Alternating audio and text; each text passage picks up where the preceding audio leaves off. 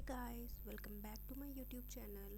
और मैं ज्योति शर्मा आज आपके लिए फिर से लेके आई हूँ लीगल एस्पेक्ट्स ऑफ बिजनेस का अगला topic, which is intellectual property rights IPR, जिसके अंदर हम जो भी हमारा टॉपिक है which is patents, trademarks and copyrights, वो सारे की सारी चीज़ें हम पढ़ेंगे। इसमें मैं पहले ही बता देती हूँ कि इमर्जिंग इश्यूज़ इन आईपीआर जो है वो मैं नेक्स्ट वीडियो में दूँगी, बिकॉज मुझे ऐसे लगा कि वो थोड़ा सा बड़ा टॉपिक है जिसके अंदर थोड़ी सी एक्सप्लेनेशन की ज़रूरत है। तो इस टॉपिक के अंदर हम कॉपीराइट्स तक कवर करेंगे। So let's get started. आप मेरे चैनल को कंटिन्यू फॉलो कीजिएगा अगर आपको ये सारा का सारा लीगल एस्पेक्ट्स ऑफ बिजनेस वाला टॉपिक कंप्लीट करना है। मैं इसकी सारी की सारी वीडियोस आपके लिए अपलोड करूँगी। So let's get started. अब इंट्रोड्यूस, सबसे पहले ये इंटेलेक्चुअल प्रॉपर्टी आपकी होती क्या है हम ये देख लेते हैं। तो intellectual property is a category of properties that includes intangible creations of the human intellect. अब इंटेंजिबल का मतलब क्या हुआ, यहाँ पे जो छुई नहीं जा सकती और जो ह्यूमन ने अपने दिमाग से, अपने इंटेलेक्चुअल मतलब प्रॉपर्टी से बनाया है, ठीक है ना। अब इसके टाइप्स क्या क्या हो गए, कॉपीराइट्स है ना, copyrights, trademarks, patents, trade secrets. अब ये हमें पता तो नहीं है कि ये क्या है, अब ये आगे हम यही पढ़ने वाले। इनका मेन पर्पस क्या होता है, जो ये आपका राइट है, to encourage the creation of a wide variety of intellectual goods, ताकि हम अनकरेज कर सकें लोगों को to create intellectual goods to achieve this. अब इसके लिए क्या क्या है इसमें, the law gives people and business property rights to the information and intellectual goods they create. ठीक है, उसके अंदर अब वो लॉ क्या करता है, पीपल और बिजनेस को वो प्रॉपर्टी राइट्स दे देता है to the information and intellectual goods they create, usually for a limited period of time. यहाँ पे ये चीज़ हम ध्यान रखेंगे, usually for a limited period of time. This gives economic incentive for the their creation. ये यहाँ पे द डबल बार आ गया यहाँ पे, because it allows people to profit from the infos जहाँ पे भी है वो इन्फॉर्मेशन है, and intellectual goods they create, है ना। अब वो इनके लिए एक तरीके का इंसेंटिव है, जो वो क्रिएट कर रहे हैं उसके लिए उनको लॉ पे कर रहा है for a limited period of time.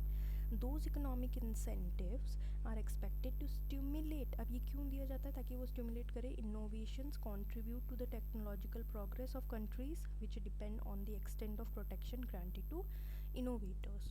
अब आते हैं एक एक के ऊपर, पहले आते हैं पेटेंट के ऊपर।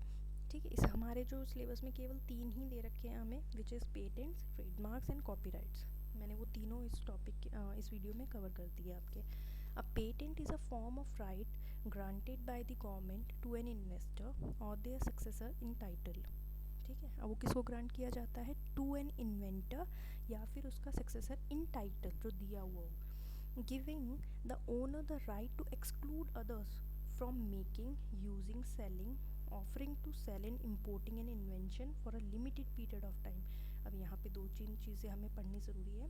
इसके अंदर वो एक्सक्लूड कर सकता है, वो रोक सकता है दूसरों को यही चीज़ मेक करने के लिए, सेल करने के लिए, या फिर किसी को ऑफर करने के लिए, टू सेल या फिर import for a limited period of time in exchange for the public disclosure of the invention, है ना। इन एक्सचेंज टू, वो उसको मना करते हैं, तू नहीं करेगा, लेकिन आप हमें वो इन्फॉर्मेशन प्रोवाइड करें in exchange for the public disclosure of the invention. ठीक है, to enrich the body of knowledge and stimulus innovation, it is an obligation for patent owner to disclose valuable infos. अब इसमें क्या है, ये एक obligation हो जाता है for patent owner to disclose valuable infos about the invention to the public. तो आई होप पेटेंट हमें पता लग गया होगा, ये एक राइट ग्रांटेड किया जाता है, ठीक है ना, टू एन इन्वेंटर और देयर सक्सेसर। अब है कॉपीराइट। अब कॉपी राइट्स, इसको हम इस तरीके से समझ सकते हैं, this gives the creator of an original work exclusive rights to it, usually for a limited time. It may apply to wide range of creativity, intellectual और आर्टिस्टिक फॉर्म्स और works. Copyrights doesn't cover ideas and infos themselves, है ना, only the form और manner in which they are expressed।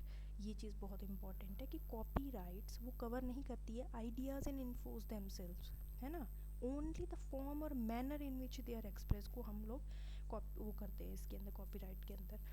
तो ये एक creator को एक राइट देता है to use its original work for a limited period of time. अगर कोई कॉपीराइट करवा लेता है ना किसी चीज़ को, तो वो ओरिजिनल वर्क को यूज़ कर सकता है for a limited period of time. अब है ट्रेडमार्क्स। अब देखो ट्रेडमार्क्स क्या हुए आपके, आप किसी भी चीज़ को देखिए, किसी जैसे रिन है आपका या फिर एप्पल का आईफोन है, इसका जो साइन देखते हैं आप बता सकते हो। अभी क्यों बता सकते हो? क्योंकि ये एक ट्रेडमार्क है, ठीक है। ये एक रिकॉग्नाइजेबल साइन, डिज़ाइन और एक्सप्रेशन होता है विच डिस्टिंग्विश, जो अलग करता है प्रोडक्ट और services of a particular trader from similar products और सर्विसेज ऑफ अदर ट्रेडर्स। ये आपके प्रोडक्ट को दूसरे ट्रेडर्स के प्रोडक्ट से अलग करता है, ठीक है। तो इसे बोलते हैं ट्रेडमार्क्स, ठीक है। तो आज की वीडियो में इतना ही पढ़ेंगे। अगले वीडियो में मैं आपके लिए लेके आऊँगी the emerging issues in intellectual property. I hope आपको ये चीज़ पसंद आई होगी, और वीडियोस के लिए आप मुझे फॉलो करें एट यूट्यूब, कॉमर्स ट्यूटोपीडिया को। सो या, थैंक यू।